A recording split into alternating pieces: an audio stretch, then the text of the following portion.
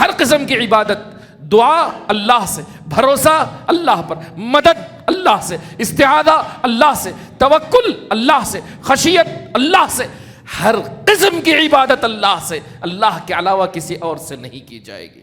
اگر اس میں ملاوٹ ہوئی تو وہ شرک کہلاتا ہے۔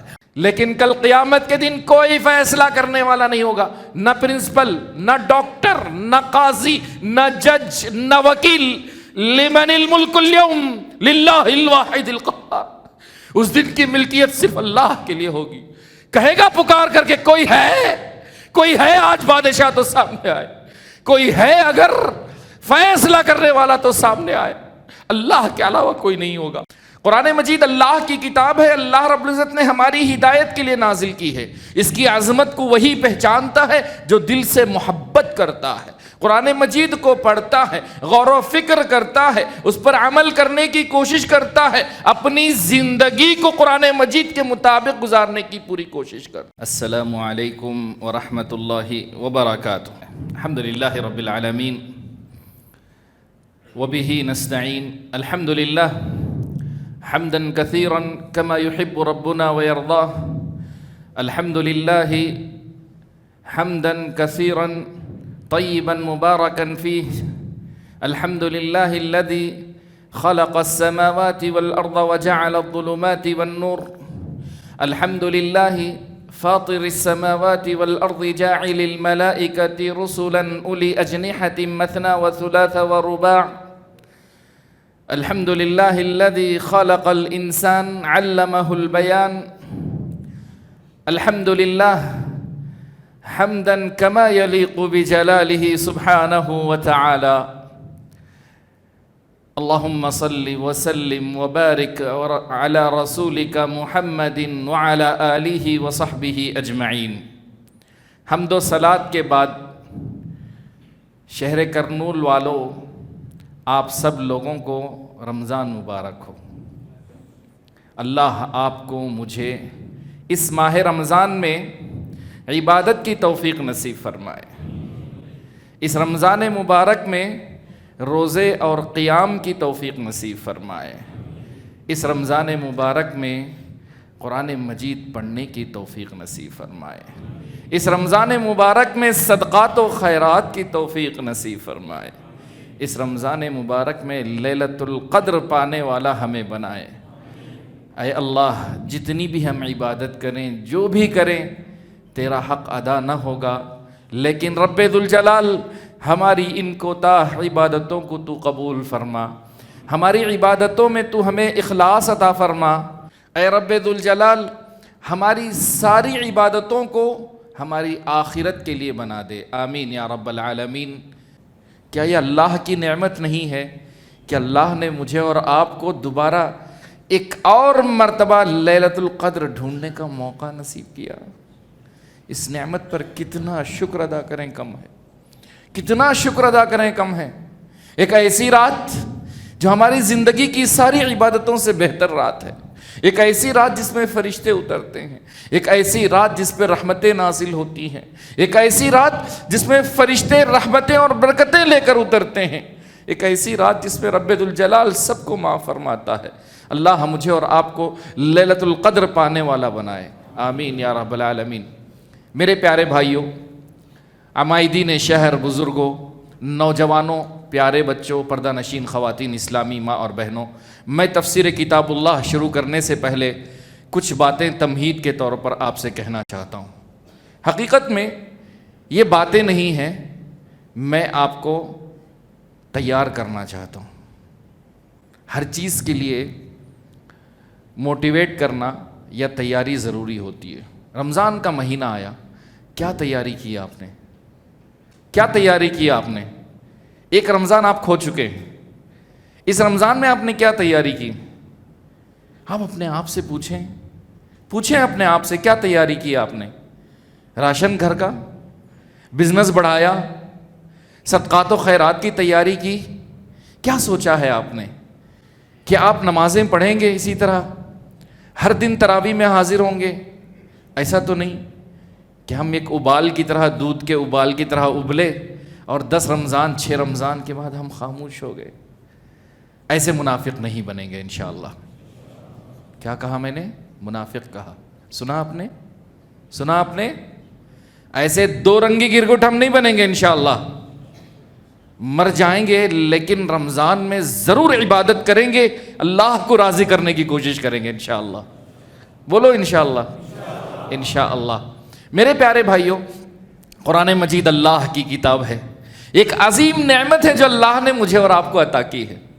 قرآن مجید کی نعمت اللہ نے ہمیں چن کر عطا کی ہے۔ اللہ نے توریت بھی عطا کی، زبور بھی عطا کی، لیکن قرآن مجید کو اللہ نے اپنے پیارے نبی کی امت کے لیے چنا۔ اور اللہ کی یہ نعمت رمضان کے مہینے سے میل جول تال میل رکھتی ہے، لازم و ملزوم ہے۔ شہر رمضان الذی انزل فیہ القرآن ھدی للناس وبینات من الھدی والفرقان۔ رمضان کا مہینہ ہے جس میں قرآن مجید کو اتارا گیا ہے لوگوں کی ہدایت کے لیے، لوگوں کے لیے حق و باطل کو تمیز کرنے والا بنا کر قرآن مجید کو نازل کیا گیا۔ قرآن مجید اللہ کی بڑی عظیم کتاب ہے۔ ہاں، ہم بھی قرآن مجید کے چاہنے والے ہیں۔ آپ سب کو قرآن مجید سے محبت ہے؟ الحمدللہ۔ قرآن مجید اللہ کی کتاب ہے، اللہ رب العزت نے ہماری ہدایت کے لیے نازل کی ہے۔ اس کی عظمت کو وہی پہچانتا ہے جو دل سے محبت کرتا ہے، قرآن مجید کو پڑھتا ہے، غور و فکر کرتا ہے، اس پر عمل کرنے کی کوشش کرتا ہے، اپنی زندگی کو قرآن مجید کے مطابق گزارنے کی پوری کوشش کرتا ہے۔ کتاب انزلناہ مبارک لیدبروا آیاتہ ولیتذکر اولو الالباب۔ قرآن مجید بڑی بابرکت کتاب ہے تاکہ اس میں غور و فکر کریں۔ اللہ نے نازل کیا تاکہ اس میں غور و فکر کریں اور عقل مند اس سے نصیحت حاصل کریں۔ الحمدللہ، یہ اللہ کی کتاب ہے، یہ عظیم کتاب ہے۔ اللہ نے کہا کہ اگر یہ قرآن مجید پہاڑ پر نازل کر دیا جاتا تو پہاڑ بھی لرزہ برندام ہو جاتا، یعنی کپ کپا کر اپنی جگہ چھوڑ دیتا۔ عبداللہ بن مسعود رضی اللہ تعالیٰ عنہ کی ایک روایت ہے سنن کی کہ ایک مرتبہ کسی شخص کو کچھ بیماری ہو گئی تھی، جن ان کا شکار ہو گیا تھا۔ عبداللہ بن مسعود رضی اللہ تعالیٰ عنہ اس کے کان میں کچھ آیتیں پڑھی اور اللہ نے شفا دے دی۔ تو رسول اللہ صلی اللہ علیہ وسلم نے عبداللہ بن مسعود رضی اللہ تعالیٰ عنہ سے سوال کیا، اے عبداللہ ابن مسعود، تم نے وہ کون سی آیتیں پڑھی تھی؟ کیا پڑھا تھا اس کے کان میں؟ تو عبداللہ بن مسعود رضی اللہ تعالیٰ عنہ نے کیا فرمایا، کیا بتایا؟ سورۃ المومنون کی آخری آیتیں پڑھی۔ افحسبتم انما خلقناکم عبثا وانکم الینا لا ترجعون۔ کیا وہ سمجھتے ہیں، کیا تم سمجھتے ہو کہ اللہ نے تمہیں بیکار پیدا کیا اور تمہیں اللہ کی طرف لوٹایا نہیں جائے گا؟ فتعال اللہ الملک الحق، آخری کی تینوں آیتیں پڑھ دی۔ تو رسول اللہ صلی اللہ علیہ وسلم نے کیا فرمایا؟ آپ صلی اللہ علیہ وسلم نے فرمایا، اللہ کی قسم، اگر یہ آیتیں کسی پتھر یا پہاڑ پر پڑی جائیں، شرط یہ ہے کہ یقین ہو، ایمان ہو اللہ کی ذات پر، تو پہاڑ بھی اپنی جگہ چھوڑ دے گا، پہاڑ بھی اپنی جگہ سے ہل جائے گا، بس یقین ہونا چاہیے اللہ کی ذات پر۔ اللہ اکبر۔ سنا ہے کہ قرآن مجید اللہ کی کتاب ہے، اس کی بڑی تاثیر ہے۔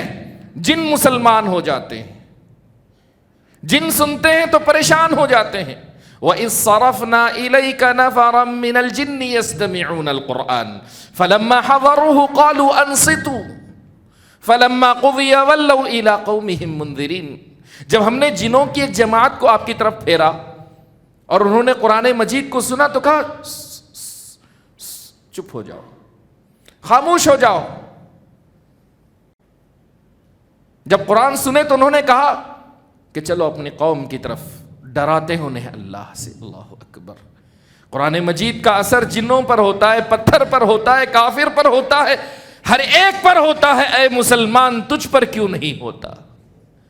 تجھ پر کیوں نہیں ہوتا؟ تجھے قرآن تیلگو میں چاہیے، تجھے قرآن انگلش میں چاہیے، تجھے قرآن اردو میں چاہیے، تجھے قرآن فرینچ میں چاہیے۔ قرآن مجید پڑھنے پر تجھے رونا کیوں نہیں آتا؟ ثم قست قلوبكم من بعد ذلك فهي كالحجارة او اشد. اللہ اکبر. دل پتھر ہو چکے ہیں. وہ مومن دل اذا تلیت علیہم آیاتہ زادتہم ایمانا زادتہم ایمانا. مومن دل جب قرآن پڑھا جاتا ہے تو ان کا ایمان بڑھتا ہے. آپ کو رونا کیوں نہیں آتا؟ ہمیں رونا کیوں نہیں آتا؟ قرآن مجید اتنا پیارا پڑھا جاتا ہے لیکن رونا کیوں نہیں آتا؟ رونا کیوں نہیں آتا؟ کیوں میرے دل ہمارے دل کپ کپاتے کیوں نہیں ہیں؟ کیوں ہمارے چمڑی پر رونگٹے کیوں نہیں کھڑے ہوتے؟ کیوں ہمیں قرآن مجید نہیں سمجھ میں آتا؟ پھر بھی ہم محبت کرنے والے، ہم دعویٰ کرتے ہیں کہ قرآن سے محبت کرنے والے. جی ہاں، میں نے کہا نا موٹیویٹ کر رہا ہوں، جھنجھوڑ رہا ہوں میں. جی ہاں ہم محبت کرتے ہیں قرآن سے. ہم محبت کرتے ہیں قرآن سے. کیسے؟ پوچھو، بولو کیسے، بولو کیسے. سنیے ایسے. کیسے ہم محبت کرتے ہیں؟ ہم قرآن مجید سے ایسے محبت کرتے ہیں جب اپنی بیٹی کی شادی ہوتی ہے، جب اپنی بہن کی شادی ہوتی ہے، چمچی میں سجا کر اسے دیتے ہیں. ہم قرآن مجید سے محبت کرتے ہیں جب رمضان کا مہینہ آتا ہے تو شروع کے دنوں میں تراویح سننے کے لیے آ کر کھڑے ہو جاتے ہیں. ہم قرآن مجید سے محبت کرتے ہیں جب نیا گھر بناتے ہیں تو مولوی صاحب سے کہتے ہیں کہ سورہ بقرہ پڑھ دو. قرآن مجید سے ہمیں محبت ہے جب میرا باپ یا میرا بھائی یا میری ماں یا میرا دادا مر جاتا ہے تو کہتے ہیں مولوی صاحب تھوڑا قرآن پڑھ دیجئے. ہمیں قرآن سے محبت ہے جب کسی کو بیماری ہوتی ہے کہتے ہیں مولوی صاحب پانی پر دم کر کے دے دیجئے. یہی محبت ہے ہماری قرآن سے، یہی ہے محبت ہے قرآن سے. غلط ہے، غلط ہے یہ. اسے محبت نہیں کہتے، اسے محبت نہیں کہتے. یقیناً میں مثال دیتا ہوں. ابھی کچھ دنوں پہلے ایک فتنہ اٹھا تھا، 1.5 مہینہ ہوا اس کو، کہ قرآن مجید کی 26 آیتیں کیا کر دینی چاہیے؟ نکال دینی چاہیے. ماشاءاللہ. فرق پڑا آپ لوگوں کو؟ نہیں فرق پڑا. کیوں؟ اس طرح کے فتنے عادی ہو گئے ہم. شرم بھی ہماری مر چکی ہے، شرم بھی ہماری مر چکی ہے. ہمیں فرق نہیں پڑتا، فرق نہیں پڑتا. 4 دن ہم بولے غلط ہے، غلط ہے، کافر ہے، مستاق ہے، توہین ہے، یہ ہے. ہم نے کہا ٹھنڈے پڑ گئے، ٹھنڈے پڑ گئے. کیوں؟ جب کسی نے انگلی اٹھائی کہ 26 آیتیں، آپ کو طیش آ گیا، غصہ آیا آپ کو. لیکن آپ، میرے بھائی اللہ کی قسم کھا کر کہہ رہا ہوں، آج اپنے گھر جاؤ، گھر جاؤ اپنے، تمہارے گھر کا قرآن اٹھا کر دیکھو، دھول پڑی ہے اس پر، دھول پڑی ہے اس پہ. تم توہین کر رہے ہو، تمہیں فرق نہیں پڑتا، تمہیں فرق نہیں پڑتا. کوئی دوسرا انگلی اٹھاتا ہے تو تمہیں شرم آتی ہے، تمہیں شرم آتی ہے. تم عمل نہیں کرتے قرآن پہ. تمہارا اخلاق دیکھو، تمہارا کردار دیکھو، تمہاری چال چلن دیکھو، قرآن کے بالکل موافق نہیں ہے. تم توہین خود کرتے ہو نا، خود توہین کرتے ہو، تمہیں فرق نہیں پڑتا. دوسرا اگر کوئی کرتا ہے تو جوش آتا ہے، تمہیں غصہ آتا ہے کہ توہین کر دیا، توہین کر دیا. افسوس ہے، افسوس ہے میرے پیارے. پہلے اپنے آپ کو جگاؤ، اپنے ضمیر کو جگاؤ، جگاؤ تم اپنے دل کو. تمہارا دل سو چکا ہے، غبار ہے تمہارے قرآن پہ. اٹھاؤ، پڑھو اسے، پڑھو، اس پر عمل کرو. سمجھو قرآن مجید کو. یہ قرآن مجید تمہیں عذاب قبر سے بچائے گا. یہ قرآن مجید تمہارے لیے حجت بنے گا، تمہارے لیے دلیل بنے گا. یہ قرآن مجید کل قیامت کی روشنی بنے گا. یہ قرآن مجید کل تمہیں جہنم سے جانے کے لیے آڑ بنے گا، رکاوٹ بنے گا. پڑھو اس قرآن مجید کو، عمل کرو اس قرآن مجید پر. ہدایت کی کتاب ہے. اب رہی بات کہ اس آدمی نے جو ہے کچھ باتیں کہی تھی، مختصراً علمی انداز میں کچھ باتیں میں آپ کے سامنے رکھتا، ضروری ہے. اس آدمی کا دعویٰ ہے کہ قرآن مجید کو ابو بکر رضی اللہ تعالیٰ عنہ نے جمع کیا. ابو بکر رضی اللہ عنہ جمع نہیں کیا، ابو بکر رضی اللہ عنہ نے لکھا قرآن مجید کو. اس کا کہنا ہے کہ رسول صلی اللہ علیہ وسلم کے زمانے میں قرآن لکھا ہوا نہیں تھا. کس نے لکھا؟ ابو بکر رضی اللہ تعالیٰ عنہ نے، عمر رضی اللہ تعالیٰ عنہ نے اور عثمان رضی اللہ تعالیٰ عنہ. یہ دعویٰ ہے اس کا. کیوں اس نے علی رضی اللہ عنہ نہیں کہا؟ جواب واضح ہے، میں کہنا نہیں چاہتا، آپ سمجھ رہے ہیں. تو اس کا یہ دعویٰ کہ قرآن مجید کو ابو بکر رضی اللہ تعالیٰ عنہ نے لکھا، یہ سراسر غلط ہے۔ قرآن مجید رسول اللہ صلی اللہ علیہ وسلم کے زمانے میں لکھا گیا تھا، کیونکہ بعد کے کلپس میں اس نے دعویٰ کیا، جس حدیث کو کوٹ کیا صحیح بخاری کی، اس میں خود لکھا ہوا ہے کہ اے زید بن ثابت رضی اللہ عنہ تم رسول صلی اللہ علیہ وسلم کے زمانے میں رسول صلی اللہ علیہ وسلم کے لیے قرآن مجید لکھا کرتے تھے۔ آئیے جمع کرنے کا معنی کیا ہے، جمع کا معنی کیا ہے، اور جمع کرنے کی ذمہ داری کس کی ہے؟ جمع کرنے کے دو معنی ہیں۔ ایک معنی یہ ہے کہ قرآن مجید کو پڑھنا، سینے میں یاد کرنا اور پھر اسے ریپیٹ کرنا، یہ بھی قرآن مجید جمع کرنے کے معنی میں۔ دلیل دیتا ہوں۔ نمبر دو، جمع کے وہ معنی ہیں جو ہم اردو میں جمع کرتے ہیں، یعنی مختلف چیزوں کو اکٹھا کرنا، ایک جگہ کر لینا، جمع کر لیا، اس کو بھی جمع کرنا کہا جاتا ہے۔ تو قرآن مجید پڑھنا، پڑھانا یہ بھی جمع کے معنی میں ہے، اور مختلف جگہوں کو ایک جگہ کرنا یہ بھی جمع کرنے کے معنی میں۔ قرآن مجید میں اللہ نے فرمایا اِنَّ عَلَيْنَا جَمْعَهُ وَقُرْآنَهُ، قرآن مجید جمع کرنے کی ذمہ داری کس کی ہے؟ اللہ کی۔ اللہ نے کہا اِنَّ عَلَيْنَا جَمْعَهُ وَقُرْآنَهُ، کہ قرآن مجید جمع کرنے کی ذمہ داری ہماری ہے، کہا اللہ نے۔ کیا آپ یہ سمجھتے ہیں کہ رسول اللہ صلی اللہ علیہ وسلم نے اپنی امت کو ایسے ہی چھوڑ کر اس دنیا سے رخصت ہو گئے اور قرآن مجید کو ایک جگہ نہیں کیا؟ قرآن مجید موجود تھا، لکھا ہوا تھا، سینوں میں تھا۔ ابو بکر رضی اللہ تعالیٰ عنہ نے دو تختیوں کے درمیان ایک جگہ کیا بس۔ اب اس شخص کا یہ کہنا کہ قرآن مجید کو ابو بکر نے لکھا رضی اللہ عنہ، یہ غلط ہے۔ قرآن مجید کے کئی نام ہیں، بتائیے۔ القرآن، الفرقان، بولیے، المجید، الکتاب، دو مشہور نام ہیں۔ مشہور جو سب سے زیادہ فیمس نام ہیں وہ دو ہیں، ایک القرآن ہے، دوسرا الکتاب ہے۔ القرآن سب معلوم ہے، الکتاب آج ہم نے پڑھی، ذالک الکتاب لا ریب فیہ تنزیل الکتاب من اللہ العزیز الحکیم۔ دو نام ہیں، ایک القرآن، دوسرا الکتاب۔ القرآن کسے کہتے ہیں؟ پڑھی جانے والی کتاب۔ الکتاب کسے کہتے ہیں؟ لکھی گئی کتاب۔ قرآن مجید لکھا ہوا کلام ہے اللہ کا، لوح محفوظ میں بھی لکھا گیا اور رسول اللہ صلی اللہ علیہ وسلم نے بھی لکھا۔ تو پھر یہ کہنا کہ رسول صلی اللہ علیہ وسلم نے قرآن مجید نہیں لکھایا غلط ہے۔ دوسری دلیل، موٹی دلیل دیتا ہوں، زیادہ جھنجھٹ نہیں چاہیے۔ موٹی دلیل یہ ہے کہ قرآن مجید رسول اللہ صلی اللہ علیہ وسلم نے فرمایا لا یمسہ، اللہ رب العزت نے قرآن مجید میں فرمایا لا یمسہ الا المطہرون، قرآن مجید کو پاک لوگ ہی چھو سکتے، قرآن مجید کو پاک لوگ ہی چھو سکتے۔ رسول صلی اللہ علیہ وسلم نے کہا الا یمس القرآن الا طاہر، کہ قرآن مجید کو پاک آدمی چھوئے۔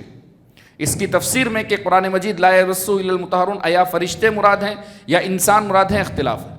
قرآن مجید کو پاک لوگ چھو سکتے ہیں، یہ سنا ہے آپ نے؟ سنا ہے، پڑھا ہے۔ اگر قرآن مجید لکھا ہوا نہیں تھا تو چھینے کی بات کہاں سے آئی؟ اگر رسول صلی اللہ علیہ وسلم کے زمانے میں قرآن مجید لکھا ہوا ہی نہیں تھا تو قرآن مجید چھینے کی بات کیسے کرتے رسول اللہ صلی اللہ علیہ وسلم؟ کہ قرآن مجید کو پاک آدمی چھوئے کا مطلب یہ ہے کہ قرآن مجید موجود تھا رسول صلی اللہ علیہ وسلم کے زمانے میں۔ نمبر دو، رسول اللہ صلی اللہ علیہ وسلم نے فرمایا، کتاب الجہاد کی روایت ہے صحیح بخاری میں، کہ جب کوئی انسان کافروں کے ملک جائے تو قرآن مجید اٹھا کر نہ لے جائے، کیونکہ وہاں توہین ہونے کی چانسز ہے، خدشہ ہے۔ جب قرآن مجید رسول اللہ علیہ وسلم کے زمانے میں نہیں تھا تو اٹھا کر لے جانے کی بات کیسے کی رسول صلی اللہ علیہ وسلم نے؟ پتہ یہ چلا کہ قرآن مجید موجود تھا، رسول صلی اللہ علیہ وسلم کے زمانے میں موجود تھا، تبھی تو کہا کہ پاک آدمی چھوئے، پاکی کے بغیر نہ چھوئے، تبھی تو کہا کہ اٹھا کر نہ لے جاؤ۔ جب ابو بکر رضی اللہ تعالیٰ عنہ نے قرآن مجید کو ایک جگہ جمع کیا اور عثمان رضی اللہ تعالیٰ عنہ نے اس کے کئی نسخے، کئی کاپی بنائے۔ کاپی بنانا کوئی جرم تو نہیں ہے، جرم ہے۔ آج بھی قرآن پرنٹ ہوتا ہے، نہیں پرنٹ ہوتا ہے؟ اگر پرنٹ کرنے والے کو ہم یہ کہیں کہ اس نے قرآن لکھ دیا تو صحیح ہے؟ غلط ہے۔ تو عثمان رضی اللہ تعالیٰ عنہ نے اس کے کئی کاپی بنائے۔ تو ابو بکر رضی اللہ تعالیٰ عنہ کے بارے میں علی رضی اللہ تعالیٰ عنہ کا کہنا یہ ہے، مصنف ابن ابی شیبہ کی روایت ہے، علی رضی اللہ تعالیٰ عنہ نے فرمایا کہ ابو بکر رضی اللہ تعالیٰ عنہ کو اللہ جزائے خیر دے، رحم فرمائے، انہوں نے قیامت تک کے لیے ایک ایسا کام کیا کہ ان کو پورا ثواب جاریہ ملے گا. قرآن مجید کو انہوں نے جمع کیا. اللہ اکبر. خود علی رضی اللہ تعالیٰ عنہ کا یہ کہنا ہے. عثمان رضی اللہ تعالیٰ عنہ کے تعلق سے انہوں نے کہا کہ عثمان رضی اللہ تعالیٰ عنہ نے قرآن کے کئی نسخے بنائے, اگر وہ نہیں کرتے تو میں کرتا, میں یہ کام کرتا. اللہ اکبر. تو پتہ یہ چلا کہ قرآن مجید رسول صلی اللہ علیہ وسلم کے زمانے میں لکھا ہوا تھا اور وہی قرآن مجید یہاں تک چلا آیا. نمبر 5, اگر قرآن مجید میں کوئی ایک لفظ بھی اضافہ کر دے اللہ اسے سزا دے گا, کیونکہ اللہ نے کہا وَلَوْ تَقَوَّلَ عَلَيْنَا بَعْضَ الْأَقَاوِيلِ لَأَخَذْنَا مِنْهُ بِالْيَمِينِ ثُمَّ لَقَطَعْنَا مِنْهُ الْوَتِينَ. اگر کوئی اپنی جانب سے کچھ بھی کہہ دے قرآن میں, ہم اسے پکڑ لیں گے اور اس کی شہرک کاٹ دیں گے جیسے بکرے کی رگ کاٹ دی جاتی ہے. اللہ اکبر. اگر قرآن مجید میں کوئی بھی اضافہ کرے اللہ اسے نہیں چھوڑے گا. اللہ محفوظ رکھے. کسی نے قرآن مجید میں کبھی کوئی اضافہ نہیں کیا. قرآن مجید محفوظ کتاب ہے, قیامت تک محفوظ ہے. اِنَّا نَحْنُ نَزَّلْنَا الذِّكْرَ وَإِنَّا لَهُ لَحَافِظُونَ. میرے پیارے, قرآن مجید اللہ کی کتاب ہے. رمضان کے مہینے سے قرآن مجید کا بڑا گہرا تعلق ہے. کیا آپ تیار ہیں قرآن مجید پڑھنے کے لیے؟ تیار ہیں آپ قرآن مجید پڑھنے کے لیے؟ کیا آپ نے عزم کیا ہے کہ قرآن مجید ہم ختم کریں گے؟ ارادہ کیا ہے آپ نے؟ کیا پتا کہ اگلا رمضان ملے کہ نہ ملے؟ کیا پتا کہ آئندہ سال تک آپ زندہ رہیں کہ نہ رہیں؟ کیا پتا کہ رمضان ختم ہونے تک بھی آپ زندہ رہیں کہ نہ رہیں؟ تو قرآن مجید پڑھیے, تلاوت کیجئے, غور کیجئے, معانی پڑھیے, سمجھیے اور اپنی زندگی میں اس کو لانے کی پوری کوشش کیجئے. کریں گے انشاءاللہ. انشاءاللہ. ایوریج آپ صحیح کہہ رہے ہیں, 600-700 میسیج دیکھتے ہیں نوجوان. اگر فیس بک, ٹویٹر, انسٹاگرام, یوٹیوب سب ملا لیا جائے تو میرے بھائی نے صحیح کہا کہ 2000-1500 میسیج روزانہ انسان دیکھتا ہے. دیکھتا نہیں دیکھتا ہے؟ دیکھتا ہے. اور اس میں کتنے فارورڈ کرتے ہیں ہم معلوم نہیں. اگر 10 گروپ ہیں تو 7 گروپ میں وہی میسیج ریپیٹ رہتے نہیں رہتے. چلیں, سوشل میڈیا دیکھتے ہو غلط نہیں ہے, کم دیکھو, اچھی چیز دیکھو, وہی فارورڈ کرو جو جائز ہو. تمہارے نامہ اعمال میں غلط چیز نہیں ہونی چاہیے. نیکی کے کام میں ساتھ دو, برائی کے کام میں ساتھ مت دو. کہ بعض لوگوں کو عادت ہے روزانہ کم از کم ایک میگزین دیکھتے ہیں, ایک اخبار. بعض کی تو عادت اتنی ہے ماشاءاللہ کہ پورا خبر پڑھے تک نہیں چھوڑتے, پوری خبر پڑھے تک نہیں چھوڑتے اسے. عادت ہے, اچھی عادت ہے الحمدللہ. اب میرا سوال یہ ہے کہ روزانہ آپ کی روٹین میں پڑھنا اتنا ہے, دیکھنا اتنا ہے, فالو کرنا اتنا ہے, تو قرآن مجید کے لیے کتنا ہے؟ قرآن مجید کے لیے کتنا وقت ہے آپ کے پاس؟ نہیں ہے میرے بھائی, آپ کے پاس وقت نہیں ہے. حالانکہ قرآن مجید سوشل میڈیا سے زیادہ آسان ہے. آپ کے موبائل پر ہے, مصحف آپ کے گھر میں ہے, آپ کے گھر پر ہے, لیکن اٹھانے والا کوئی نہیں ہے. کیوں نہیں ہے؟ پھر بھی ہم کہتے ہیں ہم قرآن مجید کو چاہنے والے, قرآن مجید سے پیار کرنے والے. ہم جھوٹے نہیں ہیں؟ جھوٹے ہیں ہم, جھوٹے ہیں ہم. لہذا آج سے وعدہ کیجئے کہ آپ قرآن مجید پڑھیں گے انشاءاللہ.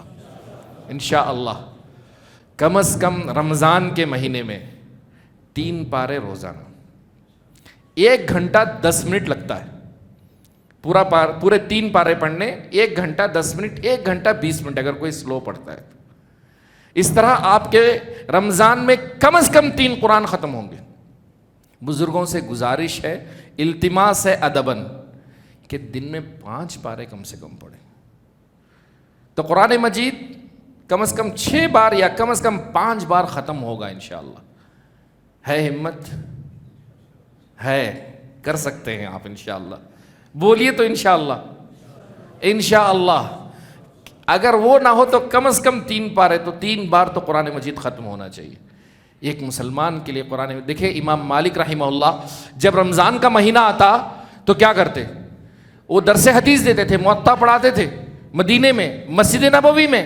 لیکن جب رمضان کا مہینہ آتا سب چیزیں چھوڑ دیتے, صرف قرآن مجید کے پیچھے لگ جاتے, قرآن مجید پڑھتے پڑھاتے.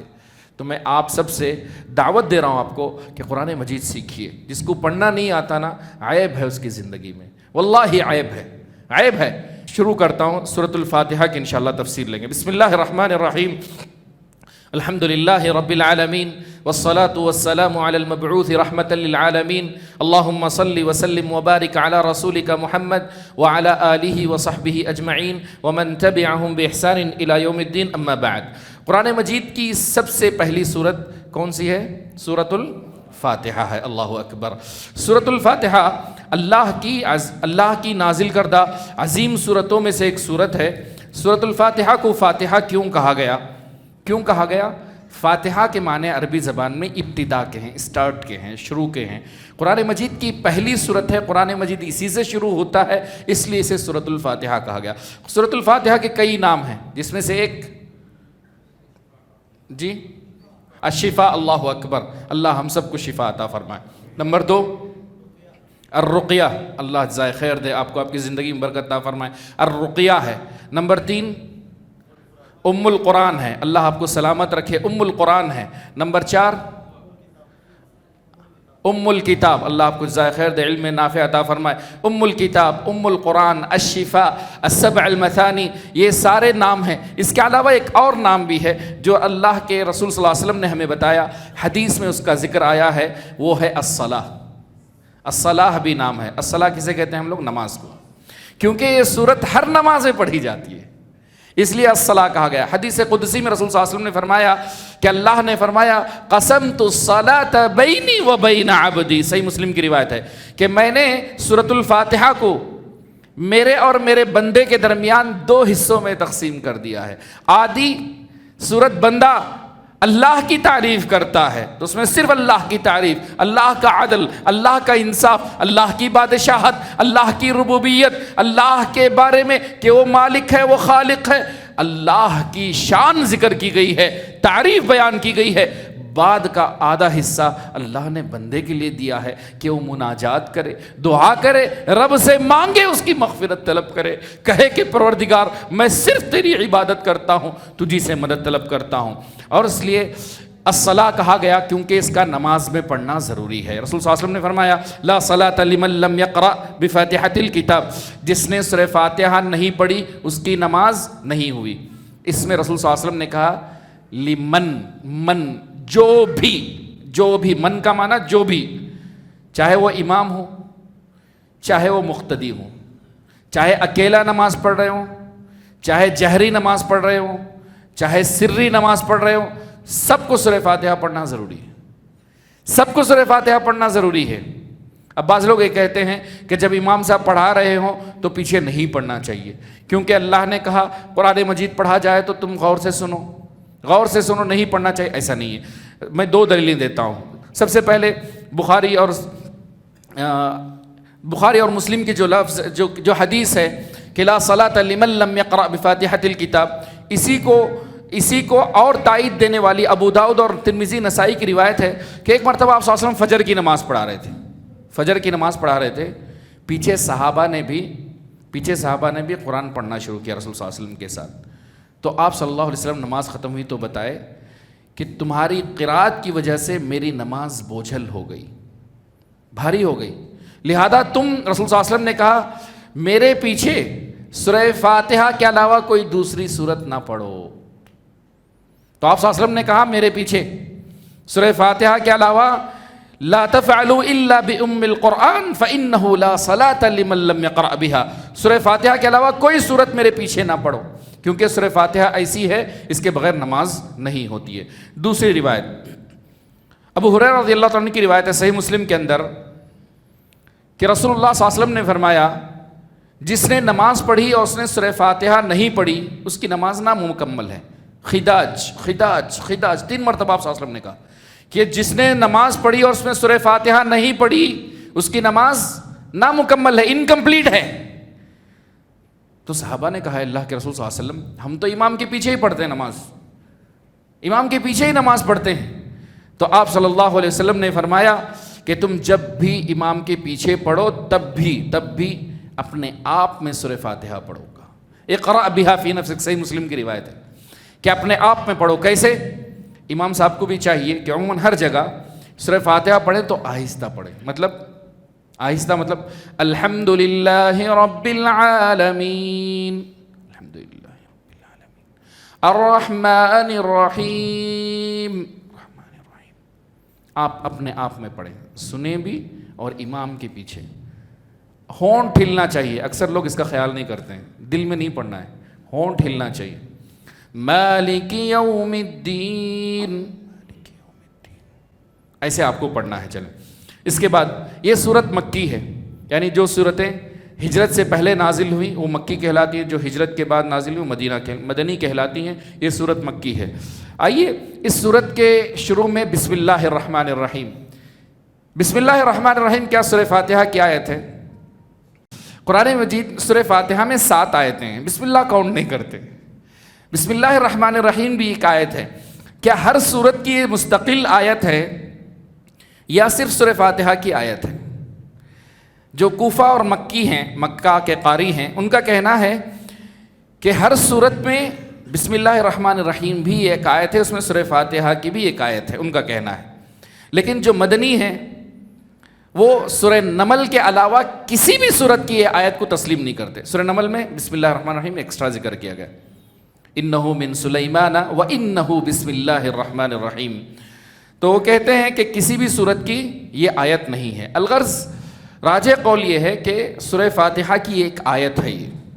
اب سوال یہ ہے کہ سورہ فاتحہ زور سے پڑھنا چاہیے، آہستہ پڑھنا چاہیے؟ جب نماز پڑھتے ہیں ہم، سورہ فاتحہ پڑھتے ہیں تو بسم اللہ زور سے پڑھنا چاہیے یا آہستہ پڑھنا چاہیے؟ آہستہ پڑھنا چاہیے۔ کون کہتے ہیں آہستہ پڑھنا چاہیے؟ اب بولو، آپ بولے آہستہ۔ جی ہاں، آہستہ پڑھنا چاہیے، زور سے نہیں پڑھنا چاہیے۔ فتویٰ دے رہے ہیں؟ نہیں۔ چلے، فقہا کے درمیان اختلاف ہے کہ سورہ فاتحہ جب پڑھا جائے تو بسم اللہ زور سے پڑھنا چاہیے نہیں پڑھنا چاہیے۔ امام شافعی رحمہ اللہ کا کہنا ہے کہ زور سے پڑھنا چاہیے۔ اس لیے ان کے اماموں کو آپ دیکھتے ہیں کہ جب شروع کرتے ہیں اعوذ باللہ آہستہ پڑھتے ہیں، بسم اللہ الرحمن الرحیم الحمدللہ رب العالمین، ایسے جو ہے زور سے پڑھتے ہیں۔ تو راجح کیا ہے، صحیح کیا ہے؟ اکثر علماء کی، اکثر فقہا کی رائے یہ ہے کہ آہستہ پڑھنا چاہیے۔ ٹھیک ہے، جیسا آپ نے کہا آہستہ پڑھنا چاہیے، لیکن اگر کوئی زور سے پڑھتا ہے تو غلط نہیں ہے، غلط نہیں ہے۔ سمجھ میں آ گئی بات؟ چلیں آگے بڑھتے ہیں۔ رہی بات اس کے بعد کا مسئلہ، آتے ہیں سورت کی طرف یار۔ الحمدللہ رب العالمین، الحمدللہ، الف لام، الف لام یہ استغراق کے لیے ہے۔ ہر قسم کی تعریف، ہر قسم کی تعریف، ہم جانتے بھی نہیں کہ اللہ کی تعریف ہم کیسے کریں۔ ہر قسم کی تعریف اللہ کے لیے۔ بعض اہل علم نے کہا کہ نہیں، یہ الف لام کس کے لیے ہے؟ کس کے لیے ہے؟ اخلاص کے لیے ہے، یعنی خالص ہر قسم کی تعریف اللہ کے لیے، کیونکہ اللہ ہی تعریف کے لائق ہے، اللہ ہی تعریف کے لائق ہے۔ ہم جو ہے عموماً کیا کرتے ہیں، چھوٹی چھوٹی باتوں میں کریڈٹ کسی کو بھی دے دیتے ہیں۔ بچہ پاس ہوا تو کریڈٹ ٹیچر کو، اگر بیماری میں شفا مل گئی تو کریڈٹ ڈاکٹر کو، حالانکہ شفا دینے والا معلم اللہ ہے، سبحان اللہ۔ اور اس سے بڑھ کر ایک بات ہم بتاتا ہوں، گھروں میں ہماری عورتیں ایک جملہ استعمال کرتے ہیں، ہم بھی استعمال کرتے ہیں، غلط جملہ ہے۔ انہوں رہنے میں بچہ بچ گا، نہیں تو گر جاتا تھا، انہوں بچے کو بچا لیا۔ نہیں، اللہ نے بچایا، اللہ نے ایک ذریعہ بنایا انہیں۔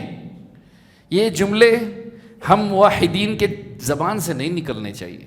چلیں، الحمدللہ رب العالمین۔ الحمد اور الشکر دونوں میں فرق کیا ہے؟ کوئی بتا سکتے ہیں؟ الحمد تعریف ہے اللہ کی، شکر ہمیں اردو میں شکریہ بولتے ہیں، لیکن وہ بھی تعریف ہے اللہ کی۔ تو دونوں میں فرق کیا ہے؟ کوئی بتا سکتے ہیں؟ بتا دیتا ہوں میں، فرق کیا ہے۔ الحمد کسی کی، اللہ کی نعمت ملنے پر، نہیں ملنے پر ہمیشہ تعریف کرنے کو الحمد بولتے ہیں۔ شکر کب بولتے ہیں؟ جب اللہ کی کوئی نعمت ملے تو آپ شکریہ ادا کریں۔ آپ کو میڈیکل کالج میں سیٹ مل گئی، اللہ کا شکر ادا کر رہے ہیں۔ رمضان کا مہینہ آپ کو مل گیا، آپ اللہ کا شکر ادا کر رہے ہیں۔ الحمدللہ کی تعریف بہت زیادہ ہے۔ الحمدللہ کے بارے میں بڑی فضیلتیں آئی ہیں۔ میں 2-3 باتیں، اس میں سے سب سے پہلی بات یہ ہے کہ رسول صلی اللہ علیہ وسلم نے کہا لا الہ الا اللہ سب سے بہترین ذکر ہے، الحمدللہ بہترین دعا ہے، اور الحمدللہ قیامت کے دن میزان میں سب سے بھاری ہوگا۔ اگر کوئی انسان سبحان اللہ و بحمدہ، کیا سبحان اللہ و بحمدہ 100 مرتبہ اگر پڑھے، اس کے سارے چھوٹے گناہ اللہ معاف کر دیتے ہیں۔ سارے چھوٹے گناہ معاف کر دیتے ہیں۔ سبحان اللہ و بحمدہ، سبحان اللہ و بحمدہ، سبحان اللہ و بحمدہ۔ اللہ مجھے اور آپ کو توفیق نصیب فرمائے۔ رب الحمدللہ، اللہ لفظ جلالہ ہے، لفظ جلالہ اللہ کا نام ہے۔ رب العالمین، رب بھی اللہ کا نام ہے لیکن ہمیشہ اضافت کے ساتھ آتا ہے، اللہ کی طرف نسبت کے ساتھ آتا ہے۔ رب کسے کہتے ہیں؟ رب کہتے ہیں دنیا چلانے والا، دنیا پیدا کرنے والا، ہر مخلوقات کے نظام کو چلانے والا، مدبر، مصرف، وہ رب العالمین ہے۔ اللہ ہی ہے جو ساری انسانیت کو چلاتا ہے، اس کی ضرورتوں کو مہیا کرتا ہے اور اس کی تکمیل تک پہنچاتا ہے۔ عالم کہتے ہیں اللہ کے علاوہ دنیا، ساری دنیا کو عالم کہا جاتا ہے، اللہ کے علاوہ ساری مخلوقات کو عالم کہا جاتا ہے۔ اللہ نے یہاں پلورل کیوں استعمال کیا؟ سنگولر نہیں استعمال کیا، واحد نہیں استعمال کیا۔ رب العالمین، سارے جہانوں کا کہا اللہ نے۔ کیوں استعمال کیا؟ تاکہ اللہ رب العزت کی ربوبیت کاملہ کو بیان کرے۔ کسی بھی جنس کا جہاں لے لو، جنوں کی جہاں لے لو، انسانوں کی جہاں لے لو، فرشتوں کی دنیا لے لو، پرندوں کی دنیا لے لو، فلک کی دنیا لے لو، زمین کے نیچے کی دنیا لے لو، سب کا رب اللہ ہے، سب کا رب اللہ ہے۔ اللہ اکبر۔ الرحمن الرحیم، الرحمن الرحیم یہ مبالغہ کے صیغے ہیں، یعنی اللہ رب العزت کے بارے میں کہ بہت زیادہ رحم کرنے والا۔ مبالغے کے صیغے میں ہمیشہ سے رحم کرنے والا اور مستقل رحم کرنے والے کا مفہوم آتا ہے۔ رحمان اور رحیم دونوں رحم کے معنی میں۔ اہل علم نے بعض فرق بتایا۔ کیا فرق بتایا؟ رحمان دنیا میں بھی آخرت میں بھی رحم کرنے والا، رحیم صرف آخرت میں رحم کر۔ کیسے؟ رحمان کا الرحمن علم القرآن، اس دنیا میں اللہ رحم کرتا ہے نہیں کرتا ہے؟ کرتا ہے نہیں کرتا ہے؟ اللہ اس دنیا میں بھی رحم کرتا ہے۔ اگر رحم نہیں کرتا تو کافروں کو کیوں اللہ رزق دیتا، کیوں جینے دیتا؟ اللہ دنیا میں بھی رحم کرتا ہے، آخرت میں بھی رحم کرتا ہے، لیکن رحیم صرف آخرت میں ہے۔ وہ رحمت ہم مومنوں کے ساتھ خاص ہے انشاءاللہ۔ اللہ ہمیں ان میں سے بنائے، اللہ ہمیں ان میں سے بنائے۔ اس کے بعد مالک یوم الدین، بدلے کے دن کا مالک ہے۔ بدلہ دنیا میں بھی ہے۔ ماں باپ کی نافرمانی کرو، اللہ دنیا میں بدلہ دے گا نہیں دے گا؟ دے گا۔ اگر رشتہ داری کاٹو تو اللہ دنیا میں بھی سزا دے گا۔ سود خوری کرو گے، اللہ سود کو مٹا کر دم لے گا۔ بعض گناہوں کی سزا اس دنیا میں بھی ملتی ہے، لیکن آخرت کے دن کوئی فیصلہ کرنے والا نہیں ہوگا۔ آخرت کے دن کا فیصلہ، آج دنیا میں جھگڑا ہوتا ہے، قاضی صاحب کے پاس لے کے چلے گئے، قاضی صاحب کے پاس بات نہیں سمجھ میں آئی، میں کورٹ میں جاتا ہوں، اعوذ باللہ۔ لیکن کل قیامت کے دن کوئی فیصلہ کرنے والا نہیں ہوگا، نہ پرنسپل، نہ ڈاکٹر، نہ قاضی، نہ جج، نہ وکیل۔ لمن الملک اليوم للہ الواحد القہار۔ اس دن کی ملکیت صرف اللہ کے لیے ہوگی۔ کہے گا پکار کر کے، کوئی ہے، کوئی ہے آج بادشاہ تو سامنے آئے، کوئی ہے اگر فیصلہ کرنے والا تو سامنے آئے۔ اللہ کے علاوہ کوئی نہیں ہوگا، للہ الواحد القہار۔ تو لہذا جزا کے دن کا مالک ہے، آخرت کے دن کا اختیار ہے، کل صرف اللہ کو ہوگا۔ ایاک نعبد و ایاک نستعین، تیری ہی ہم عبادت کرتے ہیں، اے اللہ تیری عبادت میں مخلص بنا۔ عبادت کسے کہتے ہیں؟ ہر اس چیز کو جو اللہ کو پسند ہو، راضی کرے، قول میں، عمل میں، ہر چیز۔ خشوع و خضوع عبادت ہے، ڈرنا عبادت ہے، محبت کرنا اللہ سے عبادت ہے۔ چاہے عبادت دلی ہو، ظاہری ہو، اللہ کو راضی کرنے والا عمل یہ عبادت کہلاتا ہے۔ ایاک نعبد و ایاک نستعین، تیری ہی عبادت کرتے ہیں، تجھی سے مدد مانگتے ہیں، یہ کہتے ہیں میں، لیکن سمجھتے نہیں ہیں۔ اللہ نے یہاں مفعول کو مقدم کیا یہ بتانے کے لیے ہر قسم کی عبادت صرف اللہ کے لیے، ہر قسم کی عبادت، دعا اللہ سے، بھروسہ اللہ پر، مدد اللہ سے، استعاذہ اللہ سے، توکل اللہ سے، خشیت اللہ سے، ہر قسم کی عبادت اللہ سے، اللہ کے علاوہ کسی اور سے نہیں کی جائے گی۔ اگر اس میں ملاوٹ ہوئی تو وہ شرک کہلاتا ہے۔ اللہ مجھے اور آپ کو محفوظ رکھے۔ ایاک نعبد و ایاک نستعین، استعانہ مدد طلب کرنے کو کہتے ہیں۔ مثال کے طور پر میں کہوں کہ بھئی آپ مجھے اٹھا کر دیں، یہ بھی مدد طلب کرنا ہوا۔ گھر میں بیوی سے کہتے ہیں بھئی چائے بنا کے دے دو، یہ بھی مدد طلب کرنا ہو۔ جس چیز میں انسان قدرت رکھتا ہو وہ مدد استعانہ نہیں کہلاتی۔ اگر اس کے بغیر انسان کیسے کھائے گا؟ روٹی کیسے کھائیں گے آپ؟ جب کسان بوئے گا، کاٹے گا، پھر پیسے گا، تب جا کر کے آٹا بنے گا، پھر روٹی سیکیں گے تب کھائیں گے۔ یہ مدد نہیں۔ غیر اللہ سے مدد طلب کرنے کا مطلب یہ ہے کہ جس کی قدرت صرف اللہ کو ہے، جس کی طاقت صرف اللہ کو ہے، وہ چیز کسی غیر سے مانگ لینا۔ مثال کے طور پر کسی سے کہنا کہ مجھے بچہ دے دو، اولاد دینا صرف اللہ کا کام ہے۔ کسی سے کہنا کہ مجھے رزق دے دو، برکت دے دو، برکت دینے والا اللہ ہے، رزق دینے والا اللہ ہے۔ ایاک نعبد و ایاک نستعین۔ توحید کی 3 قسمیں ہیں، ایک توحید ربوبیت، توحید الوہیت، توحید اسماء و صفات۔ بارہا آپ نے سنی ہے۔ الحمدللہ رب العالمین، اس صورت کے اندر توحید کی 3 قسموں کو اللہ نے ذکر کیا ہے۔ اللہ نے کہا اہدنا الصراط المستقیم، اے اللہ تو ہمیں سیدھی راہ پر چلا۔ سب کہتے ہیں ہم سیدھی راہ پر ہیں۔ اہدنا، ہدایت عربی زبان میں 2 معنوں میں آتا ہے۔ ایک راستہ بتانے کو، کسی کو ہدایت آپ نہیں دے سکتے، ہدایت دینا اللہ کا کام ہے، یہ بھی ہم کہتے ہیں۔ تو لہذا رسولوں کو اللہ نے بھیجا راستہ بتانے کے لیے، جنت کا راستہ بتانا، جہنم سے ڈرانا، دین کی راہ بتانا، اللہ کی راہ بتانا۔ لیکن جو ہدایت توفیق ہے، یعنی اسلام کی طرف لانا، مسلمان بنانا، یہ اللہ کے علاوہ کوئی اور نہیں کر سکتا۔ میرے رسول اللہ صلی اللہ علیہ وسلم، میرے اور آپ کے رسول اللہ صلی اللہ علیہ وسلم نے اپنے چچا کو مسلمان نہیں بنا پائے۔ انک لا تہدی من احببت ولکن اللہ یہدی من یشاء۔ اور اسی طرح سے ابراہیم علیہ السلام اپنے باپ کو اسلام کی طرف نہ لا سکے، نوح علیہ السلام اپنے بیٹے کو نہیں لا سکے۔ وہ ہدایت توفیق ہے، توفیق وہ اللہ کا کام ہے، لیکن راہ بتانا یہ ہم سب کا کام ہے۔ اہدنا الصراط المستقیم صراط الذین انعمت علیہم۔ صراط المستقیم کی تفسیر آپ نے پڑھی ہے کہ رسول صلی اللہ علیہ وسلم نے لکیر کھینچی، اس کے اطراف لکیریں کھینچی، پھر کہا آپ صلی اللہ علیہ وسلم نے کہ یہ سیدھا راستہ یہ جنت کا ہے، یہ جو راستے نکل رہے ہیں یہ شیطان کے راستے ہیں، ہر راستے پہ شیطان بیٹھا ہوا ہے۔ صراط الذین انعمت علیہم، وہ راستہ جس پر تو نے انعام کیا ہے، نبیوں میں سے، صدیقین میں سے، شہداء اور صالحین میں سے۔ غیر المغضوب علیہم ولا الضالین، یہود جس سے گمراہ ہوئے وہ راستہ بھی نہیں، اور جو نصارہ گمراہ ہوئے وہ راستہ بھی نہیں۔ غیر المغضوب علیہم، المغضوب علیہم کون ہے؟ یہود، کیونکہ انہوں نے حق کو جانا پہچانا، اس کے باوجود انکار کیا، حق کو جانتے بوجھتے انکار کیا۔